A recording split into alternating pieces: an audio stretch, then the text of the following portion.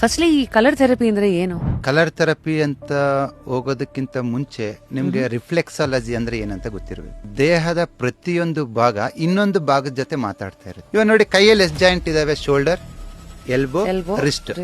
ಇಲ್ಲಿನೂ ಅಷ್ಟೇ, ಇದು ಶೋಲ್ಡರ್ ಜಾಯಿಂಟು, ಇದು ಎಲ್ಬೋ ಜಾಯಿಂಟು, ಇದು ರಿಸ್ಟ್ ಜಾಯಿಂಟ್. ನೋಡಿ ಎಷ್ಟು ಎಕ್ಸಾಕ್ಟ್ ಆಗಿ ರಿಫ್ಲೆಕ್ಸ್ ಆಗಿದೆ. ನೀವು ಯೂಸ್ ಮಾಡೋ ಮೊಬೈಲ್ಗಿಂತ 1000 ಪಟ್ಟು ಹೆಚ್ಚು ಹೈ ಫ್ರೀಕ್ವೆನ್ಸಿ ಇದೆ.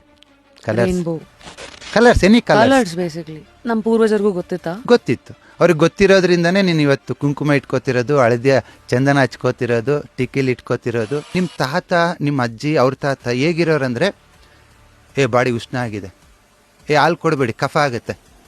ಮಾತಲ್ಲೇ ಇತ್ತಲ್ಲ, ಅವನಿಗೆ ಪಿತ್ತ ನೆತ್ತಿಗತ್ತಿದೆ.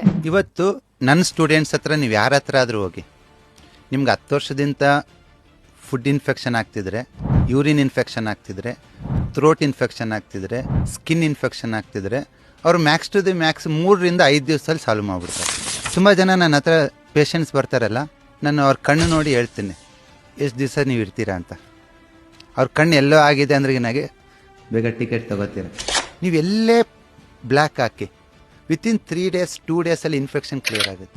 ಚಳಿಗಾಲ ಬಂತ, ಚಳಿನ ಅನುಭವಿಸಿ, ವರ್ಷಕ್ಕೆ ಬೇಕಾಗಿರೋ ಕೋಲ್ಡ್ನೆಸ್ ಸಿಗುತ್ತೆ. ಬಿಸಿಲು ಕಾಲ ಬಂತ, ಬಿಸಿಲಿಗೆ ಎಕ್ಸ್ಪ್ಲೋರ್ ಆಗಿ ಅಗ್ನಿ ತತ್ವ ಸಿಗುತ್ತೆ. ಇಷ್ಟು ಕಾಯಿಲೆ ಬಂದಿರೋದು ಎದಕ್ಕೆ ಗೊತ್ತಾ? ನೀವು ಪ್ರಕೃತಿಯಿಂದ ದೂರ ಇದೆಯಾ. ಫುಲ್ ವಿಡಿಯೋನ ನೋಡಿ ಆನ್ ರ್ಯಾಪಿಡ್ ರಾಶ್ಮೀಸ್ ಯೂಟ್ಯೂಬ್ ಚಾನಲ್.